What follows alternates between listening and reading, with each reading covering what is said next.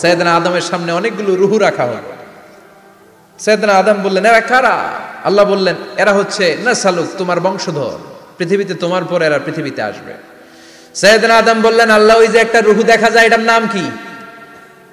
আল্লাহ বললেন, হাদা ইবনুকা দাউদ, এটা তোমার ছেলে দাউদ, সে দুনিয়াতে নবী হয়ে আসবে, তার ছেলে সুলাইমানও নবী হয়ে আসবে।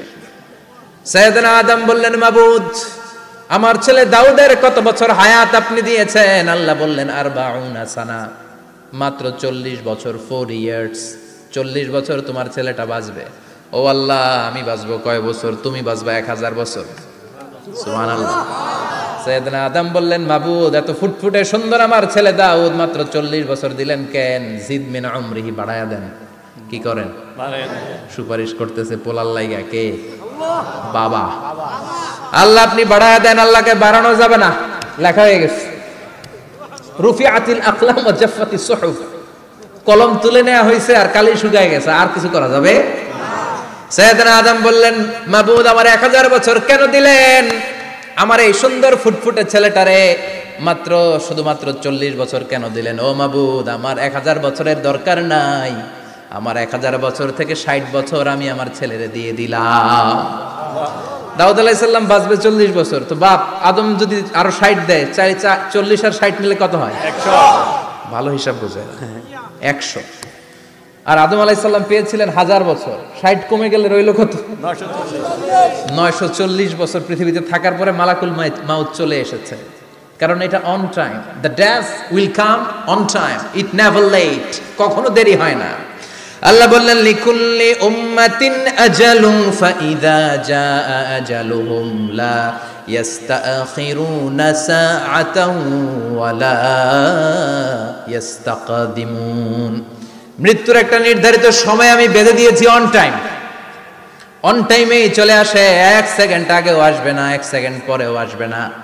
940 বছর বয়সে মালাকুল মাউত এসে হাজির, এসে বলল, জিইতু আন আকবাদা রূহাক, রূহ কবজ করতে আসছি।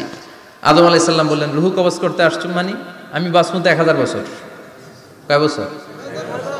মালাকুল মাউত বললেন, না না, ওই যে আগের কথা স্মরণ করেন, আপনি 60 বছর দিয়া দিয়েছিলেন। কয় না, আমি দেই নাই, আমি আরো বাঁচুম, আরো 60 বছর পাওনা আছি, আমি দেই নাই। মালাকুল মাউত বললেন, আপনি দিয়েছেন? আদম বলে, দেই নাই। মালাকুল মাউত বলে, আল্লাহ ঘটনা দেখেন, দিয়া কয় দেই নাই। আল্লাহ কয়, থাক, কথা কইস না, আয়া পড়। সুবহানাল্লাহ পড়েন। নাসিয়া আদম ফানাসিয়া বানু, ভুলে গেছেন উনি। আমরা ভুলে যাই, আমরা খেয়ে বলছি খাই নাই, নিছিলাম পকেটে, কয় নেই নাই। এরকম ডাকাইত আছে না নাই? আছে। নাসিয়া আদম ফানাসিয়া বানু, বিশ্বনবী বললেন, আদম ভুলেছে তো তার সন্তানরাও ভুলে যায়। জাহাদা আদম ফাজাহাদাত যুররিয়াতু, আদম অস্বীকার করেছে, তার সন্তানরাও অস্বীকার করে। সেদিন থেকে আল কিতাবা ওয়া শুহুদ, মানে লিখে রাখার সিস্টেম আর সাক্ষীর সিস্টেম চালু হয়েছে। সুবহানাল্লাহ পড়েন। সুবহানাল্লাহ। 940 বছর বয়সে মালাকুল মাউত এসে আদম আলাইহিস সালামের রূহ নিতে পারে নাই। উনি 1000 বছর যখন হয়েছে তখন এসে সাইয়েদনা আদম আলাইহিস সালামের রূহ কবজ করেছে।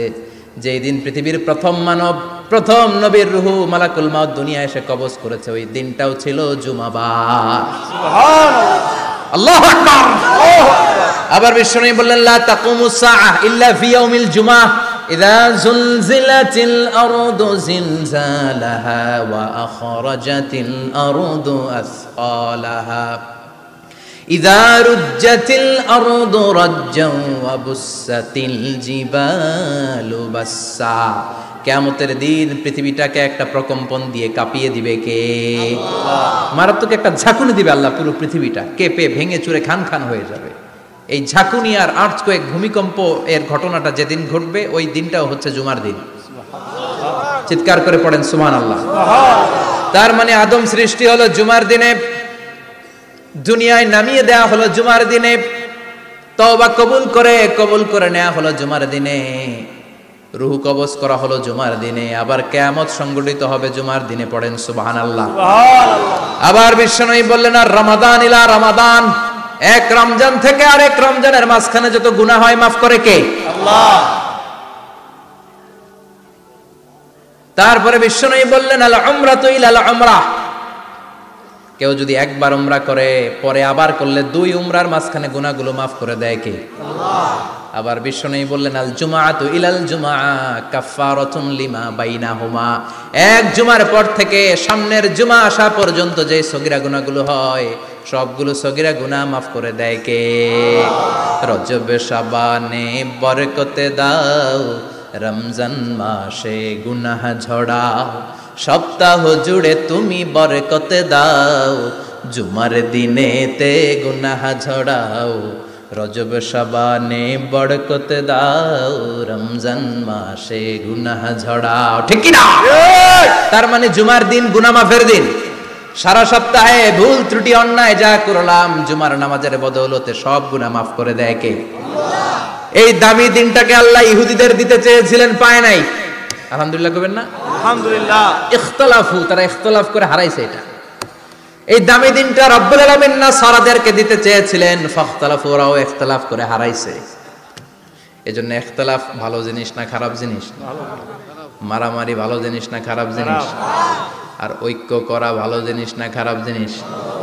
ঐক্য করতে রাজি আছেন? ইহুদিদেরকে আল্লাহ দিতে চাইলেন, ইখতিলাফ করে হারাইছে। নাসারারাও হারাইছে। ফাজা আল্লাহু বিনা ফাহাদানা বিহাদা দ্বীন, রব্বুল আলামিন এই দিনটা আমাদেরকে দিলেন, আমরা ইখতিলাফ করি নাই, বিশ্বনবীর হাতে হাত রেখে ঐক্য করে ঘোষণা দিয়েছি জুমার দিন আমাদের সাপ্তাহিক দিন। সুবহানাল্লাহ। বিশ্বনবী বলেন ফাগাদান লিল ইয়াহুদ, সাপ্তাহিক আনন্দের দিন ইহুদিদের জন্য হচ্ছে শনিবার, ইয়ামুস সাবত, ও বাদা গাদ লিন নাসারা, আর খ্রিস্টানদের জন্য হচ্ছে রবিবার, আর আমাদের জন্য হচ্ছে শুক্রবার। চিল্লায় পড়েন আল্লাহু আকবার।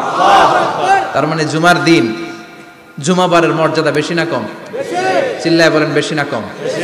জুমার দিন সকালবেলা ফজরের নামাজের পর থেকে ফেরেশতারা যতগুলো মসজিদে জুমা অনুষ্ঠিত হয় ওই মসজিদে ঢোকার প্রতিটা দরজার মধ্যে দাঁড়িয়ে থাকে। কারা কারা আগে আগে জুমার নামাজ পড়ার জন্য মসজিদে যায় প্রত্যেকের নামগুলো একটা জান্নাতের রেজিস্ট্রি খাতার মধ্যে তুলে নেয়। সুবহানাল্লাহ। এই নামগুলো স্পেশালি আল্লাহর কাছে পাঠানোর জন্য। সুবহানাল্লাহ কইবেন না? সুবহানাল্লাহ। ডানে বাঁয়ে সামনে পেছনে যতগুলো দরজা, প্রতিটা দরজায় ফেরেশতারা বসে থাকে। কে আগে আসলো নাম তুলে দেয়। তুলতে তুলতে তুলতে তুলতে খতিব সাহেব যখন খুতবা দেওয়ার জন্য মিম্বারে যেয়ে বসে যায়, ফেরেশতারা তাদের খাতা বন্ধ করে তারাও খতিব সাহেবের সামনে জুমার খুতবা শোনার জন্য বসে যায়। পড়েন সুবহানাল্লাহ। প্রথম জুমার দিন জুমার মসজিদে যে ঢুকবে বিশ্বনবী বললেন আল্লাহর রাস্তায় একটা উট কুরবানি দিলে যেই সওয়াব, এই সওয়াব আল্লাহ আমলনামায় দিয়ে দেয়। সুবহানাল্লাহ। দ্বিতীয় পর্যায়ে যে ঢুকে বিশ্বনবী বললেন বাকারা, গরু কুরবানির সওয়াব পায়। 3 নম্বরে যে ঢুকবে বিশ্বনবী বললেন কাবসা, হাদিসের ভাষায় এসেছে আল কাবাস, কাবাস মানে হলো বকরি, বকরি কুরবানির সওয়াব। 4 নম্বরে যে ঢুকবে তার হচ্ছে দাজাজা, দাজাজা মানে মুরগি। 5 নম্বরে যে ঢুকবে বিশ্বনবী বললেন বাইদা, নোয়াখালীরা কয় বয়দা, আমরা কই আন্ডা, কুমিল্লায় কই ডিম। আছে না নাই? আছে। এক দেশের কত ভাষা, এক দেশের গালি আরেক দেশের বুলি। আমরা বলি ছেলে, কুষ্টিয়ায় বলে পুত্র, আরেক জায়গায় গেলে বলে হুত, আরেক জায়গায় গেলে বলে ফোয়া। আছে না নাই? আছে। এক এলাকায় বলে বেটা ছেলে, ছেলেদেরকে বেটা ছেলে, মরদ ফোয়া, মরদ ফোয়া হইতে না, মরদ ফোয়া হবে। আহা কি ভাষার বৈশিষ্ট্য। তো যেটারে আমরা বলি ডিম, কোথাও বলে আন্ডা, কোথাও বলে বয়দা। তো এই বয়দা আল্লাহর রাস্তায় দান করে দিলে যেই সওয়াব, পঞ্চম ব্যক্তি ওই সওয়াব পাবে। এই 5 জনের পরে আর লেখালেখি নাই, বাকিদেরটা নরমাল এন্ট্রি করে সব ফেরেশতারা খুতবা শোনার জন্য বসে যায়। সুবহানাল্লাহ। সুবহানাল্লাহ। তো জুমার দিনে আগে আগে যাবেন তো ইনশাআল্লাহ? সবাই